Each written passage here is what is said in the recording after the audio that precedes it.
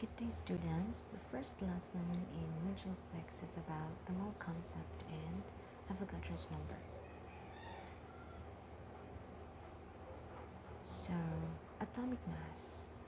Atomic mass indicates how heavy on the average one atom of an element is compared with one atom of another element. So, this is in AMU, or atomic mass unit.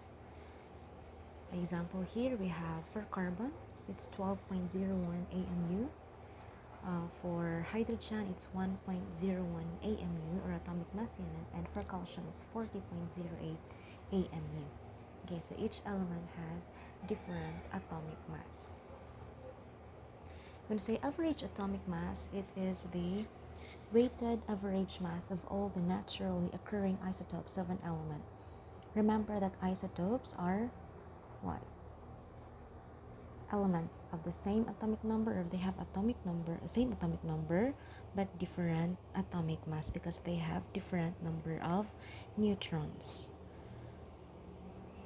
So to get average atomic mass, we have the formula summation of percent abundance times isotopic mass divided by 100. Like for example, for lithium, we have 3 isotopes.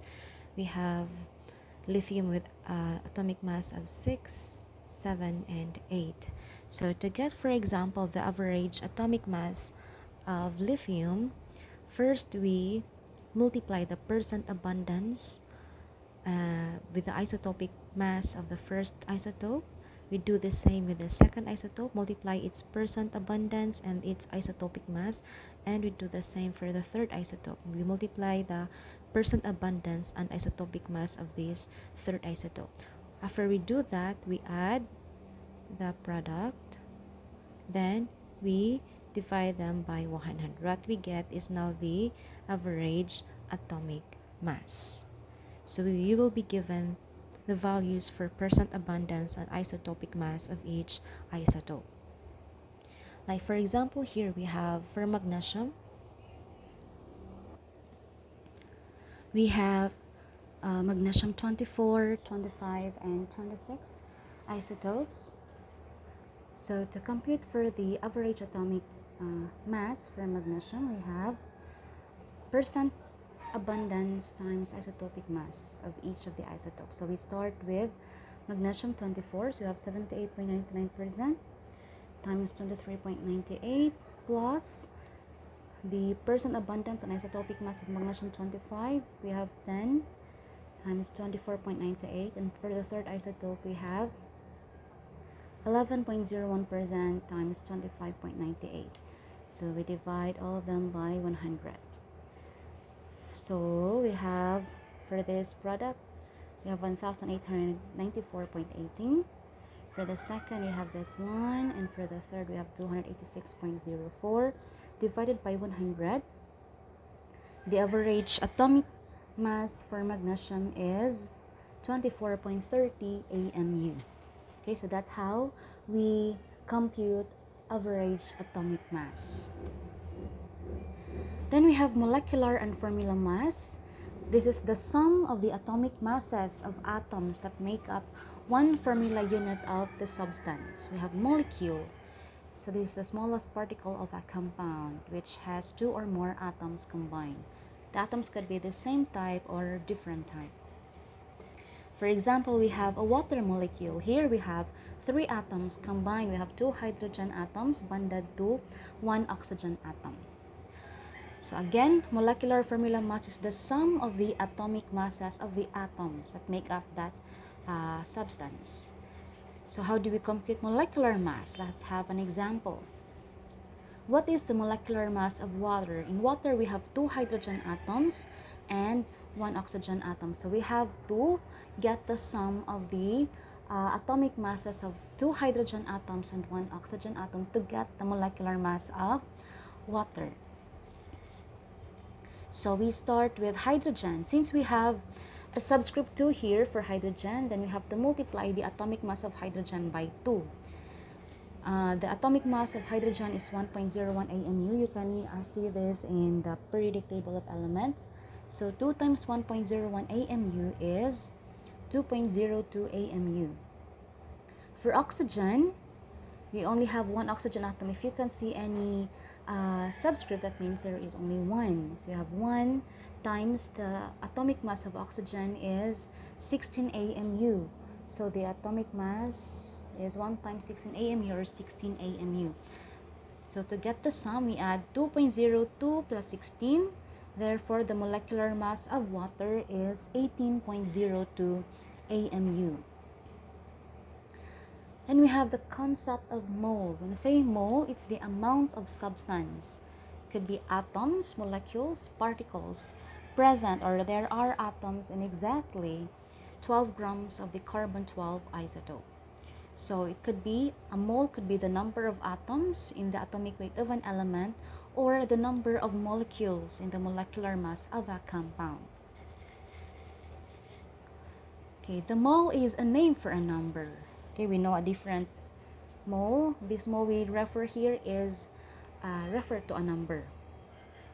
The mole is equal to Avogadro's number, which has a value of 6.02 times 10 to the 23. It could be atoms. One mole could be equal to 6.02 times 10 to the 23 atoms, molecules, or particles.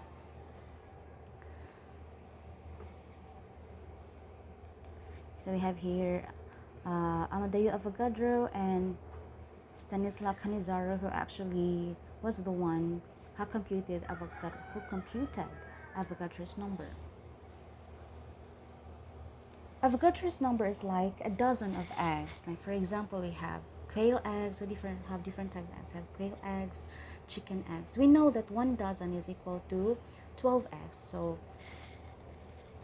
whether it be quail eggs, if you have 12 of them, that's still 1 dozen. If you have 12 of the chicken eggs, that's still equal to 1 dozen. No? So 1 dozen is equal to 12 eggs, regardless of what type of egg that is.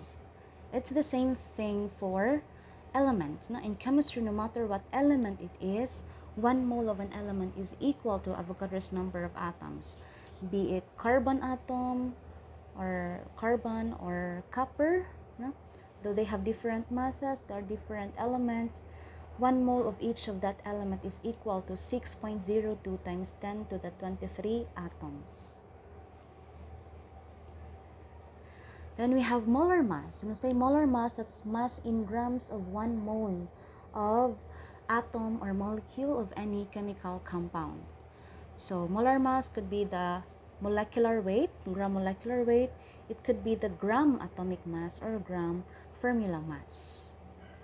Okay? Its unit again is in gram per mole. So, for example, for carbon here, we have, if you can see in your periodic table, we have a number here. This is the atomic mass. Again, atomic mass is in AMU. So it's 12.011 AMU per atom. Then this number here is also the molar mass. So it's 12.011 grams per mole. The unit for molar mass is grams per mole. So the number you see in the periodic table of elements below the chemical symbol here could be in AMU or gram per mole. So what's the importance of mole concept? We use mole to, for example, we want to know we want to measure the amount of substance. When we use molecules or atoms, look at these numbers. It's either too big or too small, no? So we want it in macro size, no? So that is why we use mole concept. For example, we have our water sample in the lab, no? When we deal, for example, with Avogadro's number, that would be too big, no? So we want to use a molar mass, okay, or the mole concept. So we know that 1 molecule of water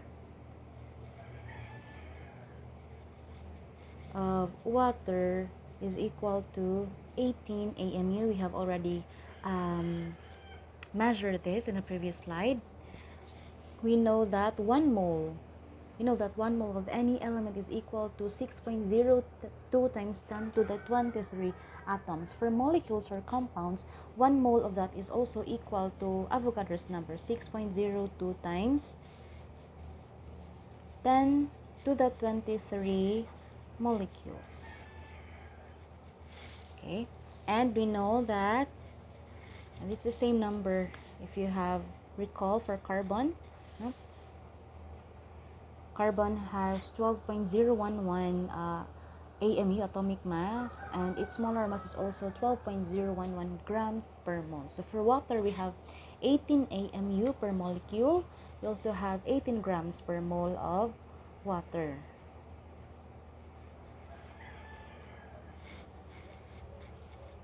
Okay, here we have conversions of from mass to mole and mole to representative particles, which could be atoms or molecules. And vice versa, we could also convert the number of atoms or molecules to the number of mole and to mass. So first, how do we convert mass to mole? We use, and vice versa, from and mole to mass, we use molar mass. Okay, molar mass is grams per mole. So to convert mass to moles, we are given with mass, and we want to convert that to mole. We use conversion factor, which is the molar mass. In this case, we put the mass in the denominator so that we can cancel this unit, and the mole we will put in the numerator. Okay. Now, to convert mole to mass, for mole to mass,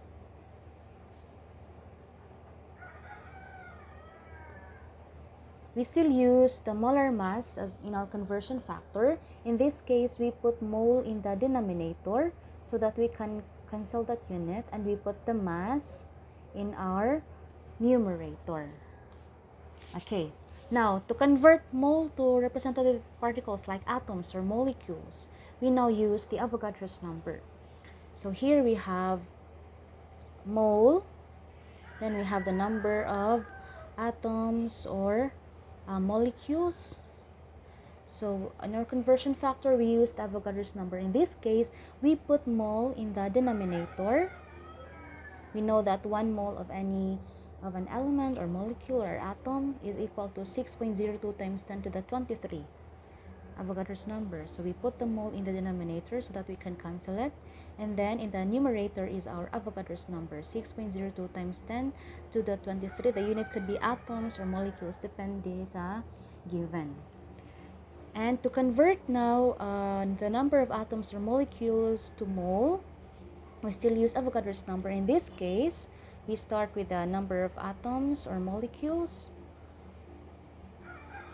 We end up with the number of moles. So in this case, in our conversion factor, we put the number of atoms or molecules in the denominator. So we have here our 6.02 times 10 to the 23 atoms or molecules. And in the denominator, in the numerator, we have our mole. Okay, so now we can cancel the number of atoms and molecules, and we now get our mole. Okay, so you have to familiarize these conversions, no? And if you want to convert mass to the number of atoms or molecules, you have to go through first the number of mole, and vice versa. If you want to convert the number of atoms or molecules to the number of the mass, you still have to go through mole. Okay, let's have some examples. How many molecules are there in 5.10 moles of carbon dioxide? So the given is 5.10 moles of carbon dioxide, and we want to convert that to the number of molecules of carbon dioxide. So what we do here is we use the conversion factor with the Avogadro's number. Okay, we know that 1 mole of CO2 is equal to 6.02 times 10 to the 23 molecules of CO2. Okay, so we will use this in our conversion factor. So we have our given 5.10 moles of carbon dioxide times the conversion factor. We put the 1 mole CO2 in the denominator so that we can cancel that, and the Avogadro's number in the numerator. Okay, so we cancel mole CO2. We multiply 5.10 times 6.02 times 10 to the 23 divided by 1, we get 3.07 times 10 to the 24 volume, or molecules of carbon dioxide. So the numbers in the numerator, you multiply them and divide that by the numbers in the denominator. Okay, next example. What is the mass in grams of 1 times 10 to the 12 nitrogen atoms? Now here, we start with number of atoms. We have 1 times 10 to the 12 atoms, or nitrogen atoms. Then we have to get the gram nitrogen. So to compute this, we have to go through the number of moles. So we start with n atoms, then we have to convert that to the mole of nitrogen, and then now we get the gram nitrogen. To convert n atoms to mole, and we use the molar mass. And to convert mole n to, not molar mass, it's Avogadro's number. Then for mole to gram, we use now the molar mass. Okay, so we start again with 1 times 10 to the 12 nitrogen atoms. Then we use the Avogadro's number. Here, we put the Avogadro's number in the denominator so that we can cancel the number of atoms. And in the numerator, we use 1 mole. We put 1 mole. Then to convert mole to gram, we use the molar mass of nitrogen, which is 14 grams. You can see this value in the periodic table of elements. So we cancel the units. Units which can be seen in the numerator and denominator are cancelled. So we have n atoms cancelled, and the mole n also cancelled. So we get now our desired unit, which is a grams, mass in grams. So we multiply 1 times 10 to the 12 by 14 and divide that by 6.02 times 10 to the 23. We get 2.33 times 10 to the negative 11 gram of nitrogen. Okay, so that is how we convert number of atoms to mass. Next, how many grams of oxygen are there in 15.3 moles of oxygen? So we start here with 15.3 mole of oxygen, and we convert that to gram oxygen. So in this case, we use the molar mass of oxygen. Okay, so how do we get the molar mass of oxygen? We use the atomic mass, or molar mass of oxygen atom found in the periodic table, which is 16. You can check that. Since we have 2 oxygen atoms, so we multiply that by 2, and we get 32 grams per mole. Okay, so now we convert mole oxygen to gram oxygen using that value. So we have 15.3 mole in the given times, here we put the mole in the denominator so we can cancel that unit, and then we put the 32 grams in the numerator. So we cancel mole, and then we have 489.6 grams of oxygen.